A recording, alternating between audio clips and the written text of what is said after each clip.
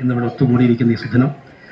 കാരണം ഇവിടെ ഉപക്രമത്തിൽ ശ്രീ രവിയേട്ടൻ സൂചിപ്പിച്ചതുപോലെ വർഷങ്ങളായി നടന്നു വരുന്ന ഒരു പദ്ധതിയുടെ ഏറ്റവും ഉത്തുംഗമായിട്ടുള്ളൊരു ദിവസത്തിലാണ് നമ്മളിന്നിവിടെ ഒത്തുകൂടിയിരിക്കുന്നത്.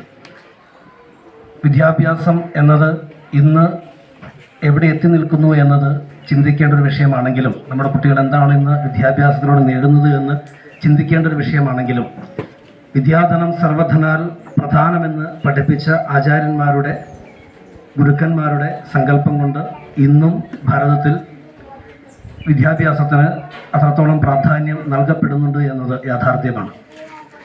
അങ്ങനെ സർവധനത്തിനേക്കാൾ പ്രാധാന്യമായിട്ടുള്ള വിദ്യാഭ്യാസം അത് സമൂഹത്തിലെ എല്ലാ ആളുകളിലേക്കും, എല്ലാ കുട്ടികളിലേക്കും, എല്ലാ കുടുംബങ്ങളിലേക്കും സർവധനങ്ങളെക്കാൾ പ്രധാനമായിരിക്കുന്ന വിദ്യ എന്ന ധനം, അറിവ് എന്ന ആ ധനം എത്തിക്കുക എന്നത് നമ്മുടെ ഓരോരുത്തരുടെയും കടമയാണ്, ബാധ്യതയാണ്, സാമൂഹ്യ പ്രതിബദ്ധതയുടെ ഭാഗമാണ് എന്ന് വിശ്വസിച്ചുകൊണ്ടായിരിക്കണം നമ്മൾ ഓരോരുത്തരും ഓരോ വർഷവും വിദ്യാലയങ്ങളിലേക്ക് മക്കളെ പറഞ്ഞു വിടുന്നത് എന്ന് ഉറപ്പിക്കുമ്പോഴാണ് വിദ്യാധനം എന്നത് സർവധനങ്ങളെക്കാൾ, സർവ്വതിനേക്കാൾ പ്രാധാന്യമുള്ളതാണ് എന്ന് ഉറപ്പുവരുത്താൻ സാധിക്കുകയുള്ളൂ.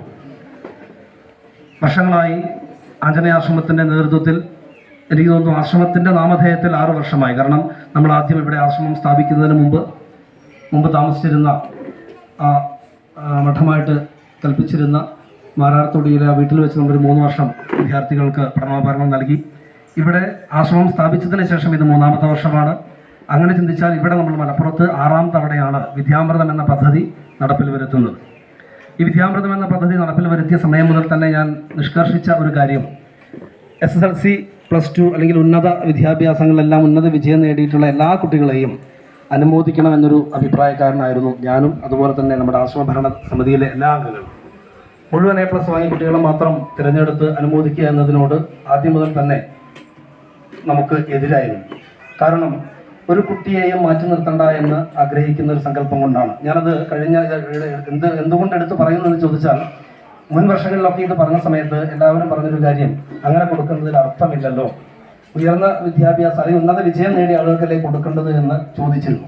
ഞാൻ അന്നൊന്നും അതിന് എനിക്ക് പറയാൻ മറുപടി ഉണ്ടായിരുന്നു. പക്ഷേ നിങ്ങളെല്ലാവരും പറഞ്ഞിരിക്കും, ഈ കഴിഞ്ഞ ദിവസം ഒരു കുട്ടി ആത്മഹത്യ ചെയ്തു. 9 A+ ഉണ്ട്, 1 A ഉള്ളൂ. ആ എല്ലാ കുട്ടികൾക്കും, മുഴുവൻ A+ വാങ്ങിയ കുട്ടികൾക്കൊക്കെ വിവിധ ക്ലബ്ബുകളും സംഘടനകളും ഒക്കെ അനുമോദിച്ചപ്പോൾ ആ കുട്ടിയുടെ മനസ്സിലുണ്ടായൊരു വേദനയുണ്ട്. ആ വേദനയുടെ അടിസ്ഥാനത്തിലാണ് ആ കുട്ടിയുടെ മനസ്സ് തകർന്നു പോയത്, ആ കുട്ടി ജീവൻ വെടിഞ്ഞത്. ഇങ്ങനെയുള്ള ദുരവസ്ഥകൾ ഉണ്ടാവാതിരിക്കാൻ ഈ അനുമോദനം എന്ന് പറയുന്നത് എല്ലാവരെയും പരിപോഷിപ്പിക്കുന്നതിന് വേണ്ടി ആക്കിയെടുക്കുക എന്നതാണ് ഉദ്ദേശിക്കുന്നത്, അല്ലാതെ ഒരാളെയും മാറ്റി നിർത്താൻ വേണ്ടിയിട്ടല്ല. അതുപോലെ തന്നെ നമ്മളിവിടെ കുട്ടികൾക്ക് പഠനോപകരണങ്ങൾ നൽകുന്ന സമയത്ത് ഓരോ ക്ലാസ്സിലും എത്ര പുസ്തകങ്ങളാണോ വേണ്ടത്, എത്ര നോട്ട്ബുക്കാണോ വേണ്ടത്, അതുപോലെ ആ കുട്ടിക്ക് വേണ്ട വാട്ടർ ബോട്ടിൽ, കൂട തുടങ്ങി എന്തെല്ലാമാണോ അത്യാവശ്യമായിട്ട് ഒരു വർഷം ആ കുട്ടിക്ക് ഉപയോഗിക്കാൻ വേണ്ടത്, ഇത് നൽകുന്നൊരു പദ്ധതിയാണ് നമ്മൾ ആസൂത്രണം ചെയ്തത്. എന്നാൽ ഇത് ഒരിക്കലും പണ്ഡിതനെന്നോ പാമരനെന്നോ സാമ്പത്തികാവസ്ഥയുള്ളവനെന്നോ ഇല്ലാത്തവനെന്നോ തരംതിരിക്കരുത് എന്നൊരു ആഗ്രഹം എനിക്കുണ്ടായിരുന്നു. അതുകൊണ്ട് തന്നെ ആശ്രമത്തിന് ചുറ്റുവട്ടത്തുള്ള മുഴുവൻ കുട്ടികളെയും തിരഞ്ഞെടുക്കണമെന്നും അതുപോലെ നമ്മുടെ ആശ്രമ ഭരണസമിതിയിലെ എല്ലാ അംഗങ്ങളുടെയും കുടുംബങ്ങളിലേക്ക് ഇത് എത്തിക്കണമെന്നും ആഗ്രഹിച്ചതിൻ്റെ അടിസ്ഥാനത്തിലാണ് നമ്മൾ കഴിഞ്ഞ വർഷങ്ങളിലെല്ലാം തന്നെ അത്തരത്തിൽ ആ ഒരു പ്രവർത്തനവുമായിട്ട് മുന്നോട്ട് പോയത്. ഒരു കാരണവശാലും സാമ്പത്തികമുള്ളവനെന്നോ ഇല്ലാത്തവനെന്നോ നമ്മൾ തന്നെ ആലോചിച്ച് നോക്കുക, നമുക്ക് സാമ്പത്തികാവസ്ഥ മോശമാണ് എന്ന് മറ്റൊരാളോട് പറയുന്നത് ഒരു മനുഷ്യൻ്റെ ഏറ്റവും വലിയ മാനസിക പ്രയാസം ഉണ്ടാക്കുന്ന ഒരു കാര്യമാണ്.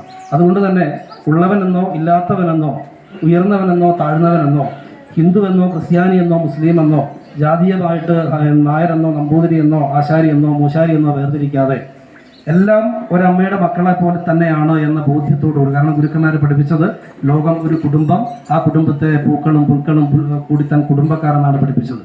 അങ്ങനെയുള്ള സമസ്ത ജീവരാശികളെയും ഒരമ്മയുടെ മക്കളെ പോലെ കാണുന്നതെന്ന മനോഭാവം നമുക്കുണ്ടാക്കിയെടുക്കാനും അതിലൂടെ എന്നെ സ്നേഹിക്കുന്നത് പോലെ, എൻ്റെ മക്കളെ സ്നേഹിക്കുന്നത് പോലെ എൻ്റെ ചുറ്റുവട്ടത്തുള്ള മക്കളെയും സ്നേഹിക്കുവാനുള്ള മനസ്സ് നമുക്ക് ഓരോരുത്തർക്കും ഉണ്ടാക്കിയെടുക്കാൻ സാധിക്കുമ്പോഴുമാണ് ലോകം ഒരു കുടുംബം എന്ന ആർഷഭാരത സംസ്കാരത്തിൻ്റെ ഋഷീശ്വരന്മാർ പകർന്നു നൽകിയ ആ മഹത്തായിട്ടുള്ള ചിന്തയിലേക്ക് നമ്മുടെ നാടിനെ ഉയർത്തിക്കൊണ്ടുവരാൻ സാധിക്കുകയുള്ളൂ എന്ന ആ ഒരു ഓർമ്മപ്പെടുത്തലിൻ്റെ ഒരു ദിനം കൂടി ആവണം ഇന്ന് എന്നാണ് ഞാൻ ആഗ്രഹിക്കുന്നത്.